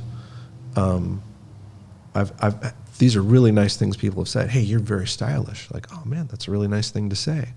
I've never been accused of that. Oh, that's so hard to what you're doing. Right. I don't need the accolades or for people to understand, but I think there could be a deeper understanding that if you watch what Michael February is doing, or Rob Machado, drawing these beautiful lines, the performance and the difficulty of it it belies like this style thing where it's like people will focus on that's so smooth and that's so stylish, and it never does the performance conversation come in there. And I think maybe that's a missed thing. I don't know. Maybe it's not important. I don't even know why I care about it. But I spend so much time doing that kind of surfing. I just think it's interesting to think about, I guess. Yeah, it's funny. I was wondering why I care about it too. Like, to even phrase the question as why does style matter? Because we don't need to even have a conversation of why it matters. It just does. Like, I don't need to explain to you that beauty is important to me. You know it when you see it. Exactly. Right? Exactly. Yeah. It's its own reason for being. Like, there's no need. And even you trying to say there's these lack of hand motion or arm movement or whatever, I think is kind of a fool's errand. Like, I don't even need you to define to me what style is. And nor should there even be a criteria, because two opposing things could be equally stylish. But I still like having the intellectual discussion about it, like in the way that maybe we would discuss art or something, or Sure. music, or why we like a particular type of music or something Sure. like that. And it's certainly relevant that there is no criteria box in the judging criteria for style. You know, I think they use speed, power, and flow as in the criteria, and that could be kind of summed up as style, I suppose, or that's what they're trying to do with that. Yeah. But I think it is worth noting that there is no style portion of the criteria, and that there was a real denigration of style, or at least a appreciation for surfing that had no style. Yeah. I guess as I give it more thought while we're talking here, what I think, why it's worthwhile to discuss, yes, you know it when you see it, but as a culture, us holding ourselves accountable that it stays relevant and important, because I think really good style will offer you really good form. Now, I like if you talk to Brad Gerlach, I think he Wave Key is all about that. And I'll give you an example: a double pump bottom turn with a wavy arm versus a smooth, clean single bottom turn. Way better, looks better, gives you more speed. When you do the double pump, I won't name any surfers, but I could name about 25 of them that are on the tour right now that do it. They're just trying to get the timing right to hit the lip. If you watch the surfers that don't do the double pump, they destroy the lip because they've got the right form and they're holding their line, like Julian Wilson does it really well. Insane. Holds his line, gets that rail in, and just goes and does whatever he wants on that lip. Blows the fins out, throws 12 feet of spray, or takes to the air. The double pump folks rarely get to that point, and when they do get up there, everything just looks a little awkward and rushed. And so I think, look, if I was a coach and talking about it, I would drill home the style part, because getting that form right, there is absolute function to it. And I think that especially the kind of boards I'm into, you really got to hone into it. Otherwise, if you aren't getting into that form, it isn't about looking good. It's actually to make the board work and perform at its very best. And you watch Torren, Martin, Mikey, and they do that, and all the timing's there.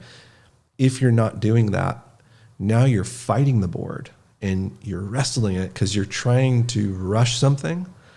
And you can't double pump a mid off the bottom.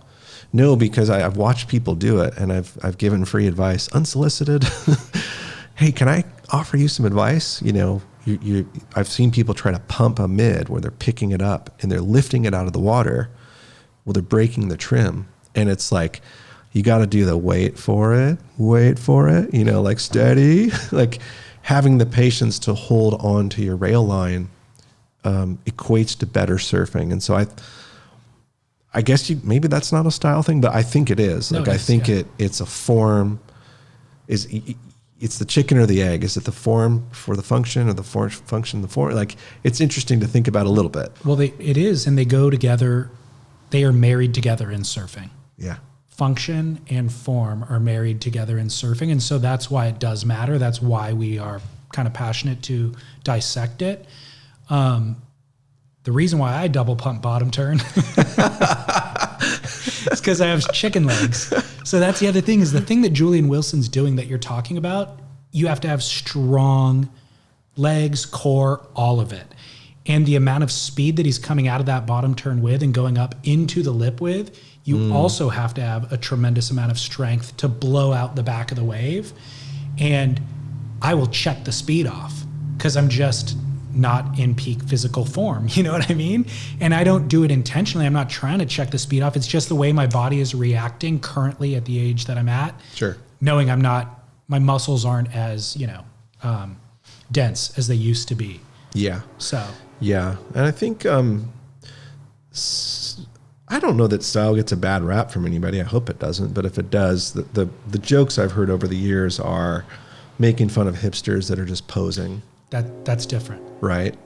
And yeah, that's not functional style. The things you and I are talking about let's talk about functional style. Like there is a purpose to this form. And so it just so happens to be that the byproduct of it is beauty, you know, and I think that's awesome that they go hand in hand. So, well, we talked about bottom turn, but, I think that's kind of the easiest way to appreciate and understand what it is that you're trying to talk about. But also tube riding, the most kind of efficient line through a tube requires you to have the right form. If you're hinged over at the hip, odds are you aren't going to make the barrel unless it's, surf ranch or something. Like if the barrel's moving, if it's undulating, you have to be centered. Right. Tom Curren's centered over the center of your board, hips seated. Like there's a certain way to do it. And it turns out that the most stylish way, the reason why he's doing it is because it's the most functional way. Yeah. Or like you said, finding trim on a wave. You have to be kind of positioned on your board in such a way to find for the board and the design of the board to find the right part on the wave. Sure. And nest into it. Yeah. So Tom Curren was one that I didn't even know what was happening, but that's who we watched and looked at. And I always picked up early on what his hands were doing. And I've never talked to him about this. This is a complete guess. This is just my own interpretation. His front leading hand was always sort of pointing in a nice, easy way wherever he was going. His back hand, so the front hand is sort of pointed out this way, sort of straight in front, but kind of low, not super high, right? Sort of waist high. His back hand would be bent at the wrist and in almost like he's touching the wave, but he's not. And it's just sort of like this. There's like some sort of energy that he's connecting with. That was what I saw. And I started doing it when I was younger. I was like, man, there's something to this. And then when I'm going to turn, I look at my fingertips a little bit and just sort of follow my hand. Interesting. And it worked as like a grounding. Yeah, yeah. And it also happened to keep your hands from waving around all over the place. Is the backhand adjusting to the position of the wave? Are you trying to like mirror the angle? Kind of. Okay. Yeah. So like on a bottom turn, if you look at old photos of really stylish surfers, you'll see their hand is like an inch from the water on a bottom turn. And it's that your hand's bent, like your fingertips are coming back toward your forearm here, right? To mirror the curvature to of the mirror wave. the curvature of the wave. And then when you're in a barrel, same thing. You can kind of feel where you're at, you know, and it just sort of grounds you. And you're tapping into these other senses that you don't realize are happening that balances out everything. And it just so happens that form, it helps you with the ride, it anchors you in, but it also looks nice. It's just sort of cool that if you're just sort of, you shouldn't be thinking about these things, but it's fun to sort of look outside and in and analyze it after the fact. Like, oh, okay. Like, right. Especially people trying to get better at surfing. You know, that's the question I get all the time. I want to get better. Like, what are the things I need to do? And I always offer to people to relax your arms a little bit. You know, there are a lot of people get into the hands are up high and it stiffens the body. And to just sort of drop the arms a little bit and just relax, which, you know, you could also argue, well, I could push you over easily that way. The reason I do the wide, stiff stance is so I don't fall over if I hit a chop. But it makes you so stiff and unable to react to the wave. There's poor function and it looks stinky. You look like the Cardiff Kook statue. The current example, for sure, he's not actively thinking about it. For sure, for him, it's just innate. Sure. To have your hands that way. But it also makes perfect sense that there would be a sensory element that even though he's not touching the water, there's an awareness of where the water is from your hand, probably. And so he's tapping 12th dimension. He's tapping into an additional dimension of knowing where everything is at any given point and his body's relationship to it. I think is what that is. And the other one, I haven't heard this from Brad, but I'm going to guess Brad would agree with this, that backhand, so the backhand has that placement on the bottom turn of the tube ride that we just covered. Well, what does that backhand do when you go to do a cutback? So if that backhand is up in the air and kind of trailing behind you, it makes it really difficult to come around. So what you do is you bring that hand a bit forward and pull that shoulder in, and now you get that bitchin' like Michael Peterson, Tommy Curren, Tony Alva, like all the dudes, you know, and the gals. It's just like that hand placement. It looks cool, but gosh, you can do a cutback way easier when you bring that arm in. And you'll see people struggling on cutbacks. their arm is high in the air and behind them. Yeah. It looks painful. Totally. I was going to ask you this earlier, but I'm glad I didn't because it fits in with what we're talking about. Kelly Slater getting that wave with a few seconds left today. Yes. He's done that historically over and over and over again. And so what do you think is behind that? What do you think is behind the willing of waves to you for the guys like Slater and Curran? Or is there anything to it? I mean, is there a 13th or 14th dimension? I think there is. There must be. Sterling, get back to us on that. There has to be. Yeah, there's something special going on there because I think you've probably had pros in the wild stories, I'd imagine, that speak to this, where certain people, the wave comes to them. How did that happen? I've seen it. Like, it makes no sense. Like, there have been no waves in a certain part of the break for like an hour. That person goes right where that place is where there shouldn't be a wave, comes right to them. I could name 6 different pros in the wild versions of that right now, and it's otherworldly. That is not a coincidence. Something greater is working, and who knows what that is? Are they, we're all our own little power centers, and there's electricity running in us, and somehow these people are tapping into it. I don't know how to explain that. We need Terrence Howard to explain it. Who's Terrence Howard, the actor? The actor. Does he explain this sort of thing? If you want a fun, bizarre listen, I'm sorry if this triggers anyone. If you're not a Joe Rogan fan, this would be the one to listen to. It is trippy. He goes into some crazy stuff. Does he know what he's talking about, though, or is it self-taught? I can't verify the things he's saying, but he talks about a lot of, let's just say, science driven stuff, other dimensions, really cool stuff. He might be able to explain it. Did it feel believable to you? He seemed to understand chemistry pretty well. He had a different take on the periodic table that was interesting. Okay. Yeah. I don't even have a take on the periodic table, so that's already interesting. I think there is something there, though. Yes, clearly. There has to be. Like, that's not just... Yeah. Is it just luck? No, it's not luck. But what I'm trying to tease apart for me personally is like, does Kelly know the ocean so well, and he's been processing all of the data points all day long, that he knows the wave is going to come in this place? I'm going to move up the reef now because I know that even though there hasn't been a wave up there all day, I know that if I move up there now, the wave is going to come to me. Or is it more spiritual than that, and that he does have some sort of energy going on in his body and a long enough relationship with the ocean that the ocean sends him a particular lump at a time because he's almost willing it to him?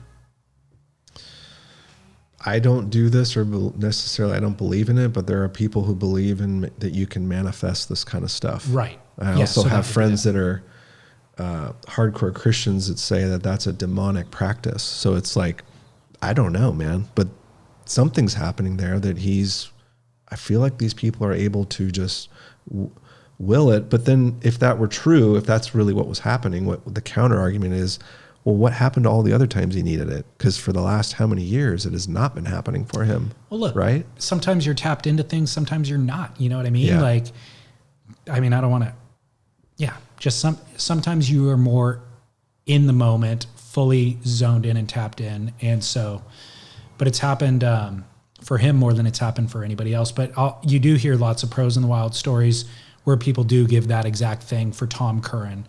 But the crazy thing is, it's not for all professional surfers. There's like professional surfers, and then there's a savant on top level above that. Yes. That magic thing happens for, Yeah, there's a guy that I idolized growing up named Tom Ortner, and he's passed away, but anyone from La Jolla knows who he is.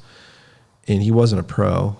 There's a famous, actually quite well-known shot of him that Jeff Devine took. I think it's called the Silver Surfer or Silver Slider, and it looks like Jesus Christ doing a bottom turn really low in the early 70s. It's such a bitchin' shot. He had that sort of ability. So there are people that are tapped in. I'd love to know. We got to get to the bottom of this. It's an ongoing conversation. Get Terrence Howard right away. We'll get lots more. Does he know anything about surfing? I don't know. I'm just totally making that up. I have no idea. So that leads me to another question I wasn't planning to ask you, but I'm just curious. What is some of the best surfing you can ever remember seeing? Gosh, that's a really good one. There's a lot. I've seen a lot of surfing go down. Probably in Indonesia at more than one spot, but I was on that boat trip for that movie Sprout. Yeah. So I got to see Dave Rostovich and Dan Malloy kind of going tit for tat on this Jerry Lopez board. It was very novelty, but we were in the middle of nowhere at this wave called Bawa, which was featured in The Search with Tom Kern on the Fireball Fish. We went there. We got it, I think, even better than they did. Maybe not as gnarly, but cleaner and more beautiful. And just being in the boat, watching these guys doing their thing. That was probably some of the best surfing I've seen in just all around, in person anyhow. Other than that, it would be this guy that I mentioned earlier, Tom Ortner. He went as a teenager. He was the best surfer in my mind at Wind and Sea. And the bottom turn that I have 100% tried to copy as close as I could as his. I never got to it, but that was the best surfing I saw growing up. That was the most inspirational. And the best thing about him is he didn't talk to anybody. He just didn't. It was so rad. Remember when like people just didn't talk? They just would go surfing. Yeah. Wouldn't tell you anything. It was great. For a guy who does a lot of talking, I actually really love that. And out in the real world, I will avoid people like the plague. Yeah, it's always interesting that, not judging here, but I've been accused of being maybe sometimes think I'm a little rude perhaps in the water, but because Tom was my idol, I always loved the no talk surf sessions, or as little as possible. Hello, be cordial, but we can talk all day. Mm-hmm. We're talking right now here in my house. We can talk in the parking lot. We can talk at work. We can talk on the phone. Maybe could we all just kind of think about not talking too much in the water? Is it maybe that's too much to ask, because for a lot of people that's like social time for them, you know? Unfortunately so. I mean, when you think about Tom as an example, what's the worst thing to have happen in the water? It's the opposite of that. It's somebody full volume shouting to their buddy, talking about the football game that was on last night or something like that. And it's obnoxious. Oh. And it disrupts the peace. I can remember clearly his body language when people would do that. They'd either be having their own conversation next to him or trying to talk to him. And you could just see his shoulders kind of curl in. He'd put his hands on his rail, lay down and paddle like 20 yards away and then sit back down again, even if he was off the peak, just to get away from it. Yeah, good. I like that. I like him a lot. Let me try to replicate that bottom turn. Well, good news for you, Devin Howard. We're going to go to a commercial segment for our good buddies at Veyer Watches. They sent you a gift. No way. All right. I don't want to retire your Iron Man. No, man. That thing is beautiful. I'm taking this Iron Man off. It's cool and all, but Veyer Watches loves Devin Howard. They are a fan of Devin Howard, and they wanted to rock the product. Great. So needed an upgrade. Oh, and it is good looking. It's kind of like a Mariner sort of diving style watch. I've got, so Veyer is spelled V-A-E-R. Listeners, American made, ocean ready. They're waterproof guaranteed. You got 2 different straps. Every watch comes with 2 straps. I like that. And then 15% off if you go through VeyerWatches.com/surfsplendor. Join the club, man. Thank you. Comfortable band too. You're welcome. It's like some sort of rubber. Yeah, it's rubber. Good job. So it doesn't you wear that canvas band in the water, and then you go drive home and you put your wrist on your pants and your pants get wet, soaks your pants. That rubber strap does not do that. That is waterproof. I'm down with it. It's supple. Yeah, it is. Thank you guys. So you are welcome. Love it. Enjoy that. Thank you. Final question. What boards are you riding? And I'm also curious to know how often at this point in your life are you riding boards other than Channel Islands? Let's see. You want to know what I'm riding just in the rotation, or like what was the most recent board that you rode? What was the last most board you rode? recent I rode is a 9/8 nose rider that Wayne Rich shaped. So we are working on a new model. It's the thing, as we were saying earlier, what gets me up out of bed, I think about surfboards. It's funny because I don't shape, but I have access to these incredible shapers who are very good at what they do. And we exchange ideas. So been spending time on that. The surf has been really not great in this area for a while, so I haven't been getting on any smaller boards. But I do have a 7-1 mid twin that I'm really enjoying. So I'm just looking forward to some swell coming. I might have to get my car and drive a few hours to actually get into some swell. Right. I am not riding anything that isn't Channel Islands just because, 5 years ago, we had a chance to buy the company, all of us employees. So it was owned by Burton Snowboards for a time, which was great. They were awesome. It really helped the company a lot. By all accounts, a great company. And the opportunity came that they wanted to sell it. We all pooled money together we didn't have. So it feels really just incredible to be part of something, to have skin in the game. So we all look at each other, and every one of us that put in that all work there, we all know that we're responsible for keeping people with families employed. So you want to make the right decisions and do the best work. So I'm not riding other boards, but man, there's so many. I can't even get to the boards I have. The number has grown. Has it? Last time we spoke, I had 60 boards. I don't think I'm embarrassed to say this. It's approaching 100. Do you actually keep track? Do you know a number? No. Okay. But it's about 95 to 100 range. Where do you have space for all that? They're tucked away in a secret lair. Okay. Are they off-site? There's a bunch of them are off-site. Yeah. Yes. Final question is talking about this move up to Ventura, and you were reticent just because you were so connected to San Diego. How have you been accepted into the Ventura community, and how do you feel about it 5 years on? I don't know. A few people had said some things, but just probably said it to me as though I was just anybody, like called me a down souther. That's the derogatory term. If you're from anywhere, bro. Yeah, anywhere past, I guess, Newbury Park or somewhere, I don't know. Down souther. I think it's going okay. I feel like the places where there are locals, I feel like I've worked my way in. I'm at an ability where I'm able to get waves, so I don't think you can make everybody happy, but I feel like I do my best every day to sort of make inroads with the community, and they certainly don't need more surfers. So like the best way I'll put it to you this way, this is common knowledge, but in case you haven't had to do this and you move to a new place, I'll share some quick advice. Don't go to the peak. It's just such an obvious thing. If you're taking a surf trip somewhere or you're moving to a new town, show some restraint, sit inside, take some leftovers. Goes a long way.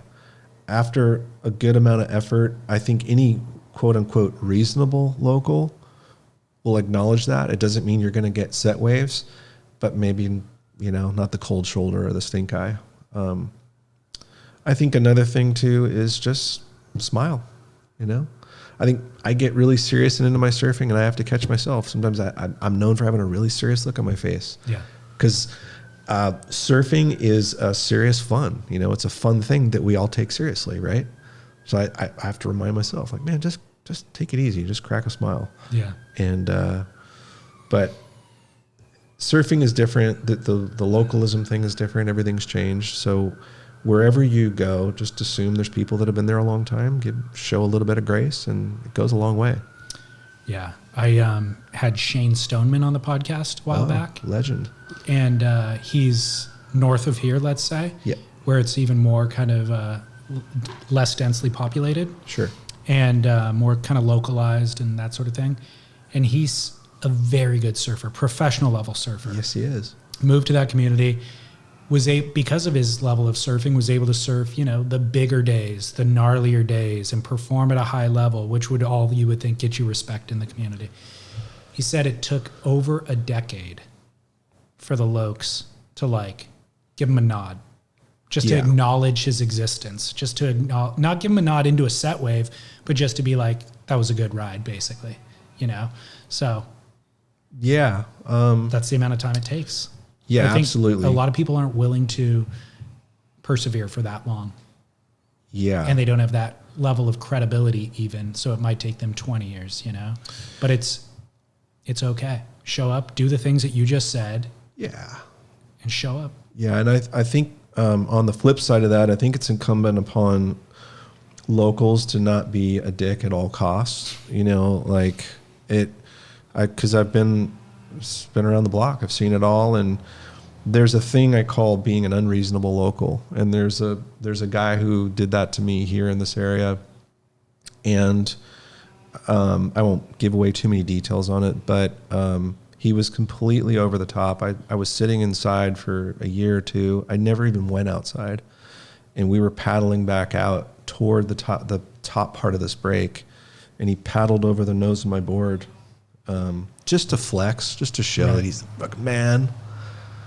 And I hadn't said a word. And let's just say I asserted myself. And he looked at me and I looked at him. I wasn't interested in any kind of physical altercation, but I just let it be known, okay, now, and I told him specifically, you know what you are? You're an unreasonable local. If you want localism to work, you need to acknowledge people that are doing the right thing, and I don't think anyone here is going to say, I haven't been trying to do the right thing, so this is complete bullshit. If you want localism to work, be fucking reasonable, man. When people are trying to do the right thing, you don't have to invite them to the top of the peak and say you get all the set waves, but you don't have to do what you just did. Yeah. That's not how this is going to work. And if you do this, localism is going to go away because people are going to go out of their way to make sure that it's ended. Right. And frankly, I like localism that's reasonable, where people are held accountable, and we can teach people. Let's keep a rotation. Let's do our best to kind of watch out for each other. So, how did he respond? He didn't say much. He was kind of embarrassed, I think. And that makes sense. And then I think a few other locals in the area at that point were at least able to say hi to me, because they saw okay, look, he handled that situation. And I still, to this day, years later, I still surf on the inside of that spot. I'm fine with it. Yeah. I don't need to be the man. You got to be willing to give up things. And that when I moved away from my home, I had to. That was the sacrifice. Yeah. I had to turn in my card, so to speak. Yeah. But it's all good. There's so many positive things. There's so many places to go where you don't need to engage in that. And I'm pretty optimistic about surfing. I think the COVID thing is kind of settled in. I think it was a little crazy for a few years there, and I'm not saying crowds have gone away, but I feel like things have retreated a little bit, and I think we're in a good place right now. Good. I'm looking forward to this summer. I'm looking forward to the sun coming out, David. Me too. Awesome. Well, thanks for doing this, Thank course, you. Again, and I look forward to doing it again in 7 years. Okay. Until then, thank you. You're welcome. Surf Splendor.